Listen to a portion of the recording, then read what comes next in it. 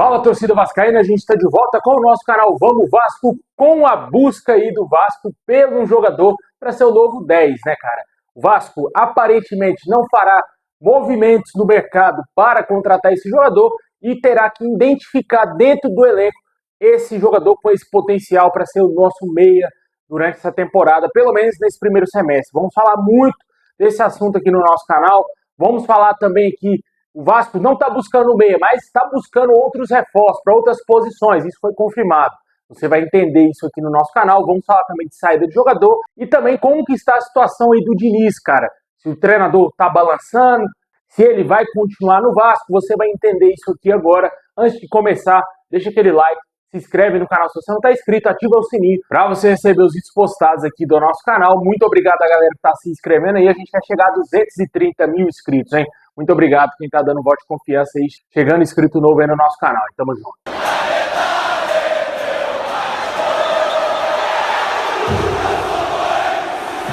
Bom, pessoal, bastante criticado aí por todos nós, torcedores vascaínos, o técnico Fernando Diniz segue totalmente respaldado pela diretoria do Vasco. Segundo o blog do Diogo Dantas, lá do Globo, o Vasco não tem planos para demitir o Fernando Diniz nesse momento. O clube entende que o problema não é o desempenho coletivo, mas sim a ineficiência técnica dos jogadores. Além disso, a direção acredita que precisa de mais tempo depois de perder o Ryan e também para que os jogadores como Marília Inestrosa e Cuiabano consigam se adaptar ao time titular do Vasco. A diretoria chegou a debater, de fato, a demissão do Diniz, mas os jogadores seguem fechados com o treinador, segundo essas informações. Claramente, né? A gente sabe muito bem que o desempenho do Diniz é terrível, já não era para ele mais continuar no Vasco, já era para o Vasco estar vivendo uma outra página, vivendo com outro treinador, só que a diretoria do Vasco não enxerga dessa forma, né? A forma que o torcedor viu aí nos últimos jogos, né? O Vasco não conseguiu vencer jogos fáceis aí, tanto pelo Brasileirão e principalmente no Campeonato Carioca, onde não conseguiu vencer Volta Redonda e Madureira, o que me assustou bastante, o que deixou todo mundo assustado, para falar a verdade. Né? Todo mundo ficou assustado com esses dois péssimos resultados e também com a Chapecoense. A Chapecoense está um nível acima desses clubes, mas era 3 pontos que o Vasco tinha obrigação de conquistar em São Januário. O Vasco não fez, não ganhou nenhum desses 3 jogos. É assustador o desempenho do Vasco. O Vasco não conseguiu pontuar contra o Bahia jogando em casa.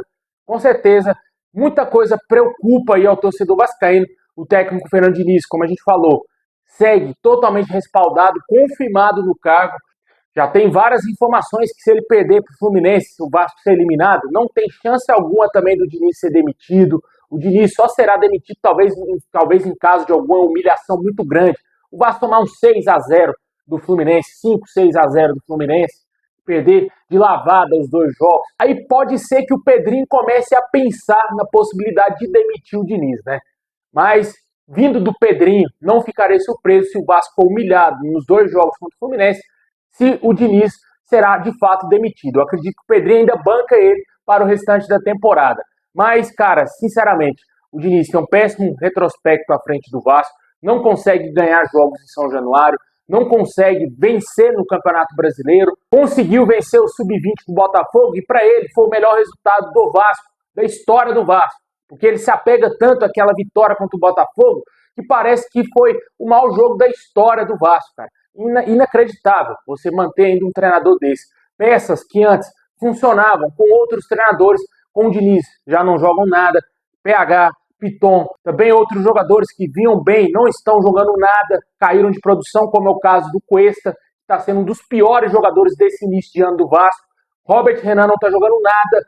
Também tem outros atletas que caíram demais, o próprio Nuno Moreira teve algumas elevações, alguns jogadores melhoraram, como o caso do Thiago Mendes e principalmente do Andrés Gomes, que para mim é o principal jogador do Vasco hoje. O Diniz tem um grande mérito de ter potencializado o Ryan. Isso a gente não pode deixar de falar, né? A gente, ao mesmo tempo que critica, a gente tem que ser honesto e falar a verdade que o Diniz potencializou o Ryan.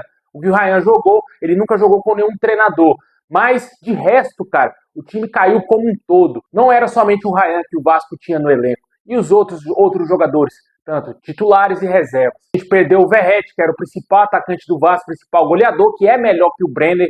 Isso é fato, acho que ninguém discute que o Verratti é melhor do que o Brenner. Depois de acompanhar esses jogos iniciais do Brenner, tivemos mais ainda a prova que o Verratti é melhor que o Brenner. Agora, perdemos o Coutinho, mas não foi por culpa do Fernando Diniz também, né? Foi por culpa do jogador, cara. Pra mim, a culpa é totalmente do Coutinho. Pra mim, o Coutinho, ninguém tem que passar a mão na cabeça do Coutinho, não. Pra mim, ele desrespeitou o Vasco. E, com certeza, na minha opinião, cara, muita coisa de errado é culpa do Fernando Diniz e principalmente da diretoria do Vasco, que é quem manda, não consegue tomar decisões difíceis. O Pedrinho não consegue tomar decisões difíceis, decisões impopulares. Ele está indo só pela sua convicção, que é manter o Diniz a todo custo, esperando um milagre que até em 2030 esse time do Vasco vai dar liga, né? Comenta aí o que você acha dessa permanência que está garantidaça do Diniz aí no Vasco. Mesmo se for eliminado do Fluminense, o Vasco vai continuar aí com o Diniz no comando.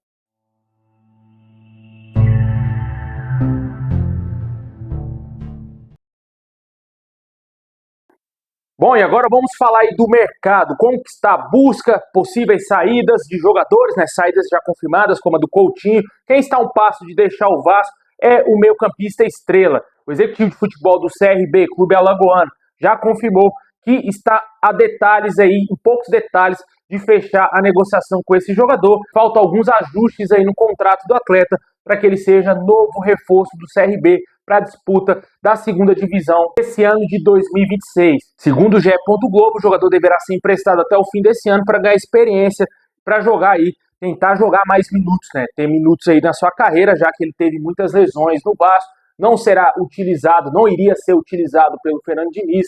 E hoje, com as saídas do Coutinho e do Estrela confirmadas, o Vasco vai ter somente Rojas, JP e também o Matheus França para a posição. Também tem a possibilidade do Nuno Moreira poder fazer a linha de 10.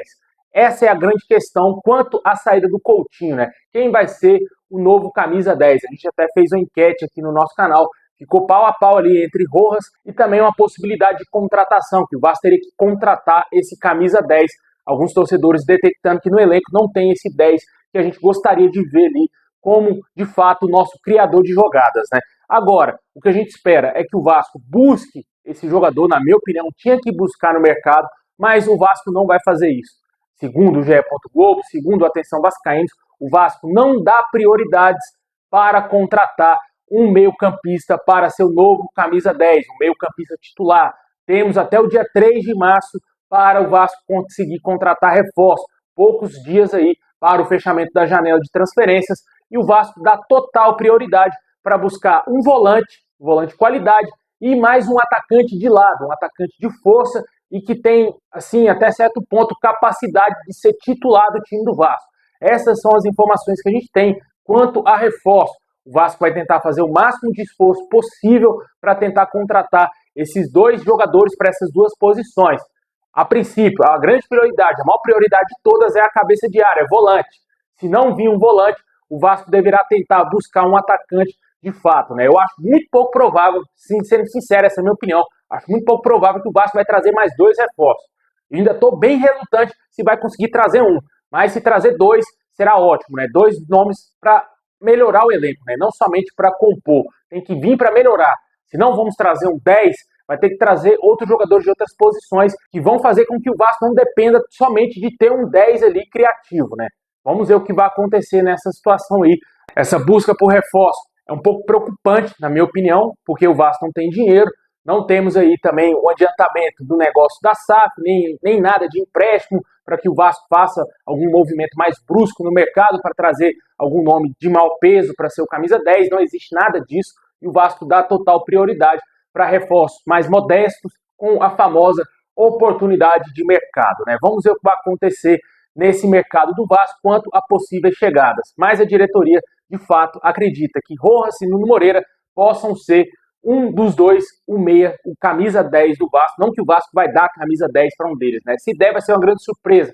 Mas eles vão desempenhar o papel que era desempenhado aí pelo Coutinho. Essas são as possibilidades para suprir essa ausência do Coutinho, que aparentemente deve estar indo para o Los Angeles Galaxy. Se falou bastante aí também na possibilidade de clubes aqui no Brasil, não tivemos nenhum nome vazado de algum clube aqui no Brasil. Eu acho, cara, para terminar de enterrar de vez a relação do Coutinho com o torcedor vascaíno, para piorar tudo, é ele fechar com qualquer um clube aqui no Brasil, mano. Nem que seja até com o Remo, mas vai ser para esfregar na cara do torcedor vascaíno que ele preferiu jogar um clube no Brasil, um outro clube no Brasil, e não no Vasco, né? Com certeza, eu acho que para a carreira do jogador, se ele quiser ainda ter o mínimo do mínimo de respeito do torcedor vascaíno e do Vasco, ele tem que ir para fora do Brasil. Mas a gente sabe muito bem que no futebol ninguém joga por amor, né? Não existe isso mais. Pouquíssimos. São casos raros. O que jogam por amor, a diretoria manda embora, como foi o caso do Verratti.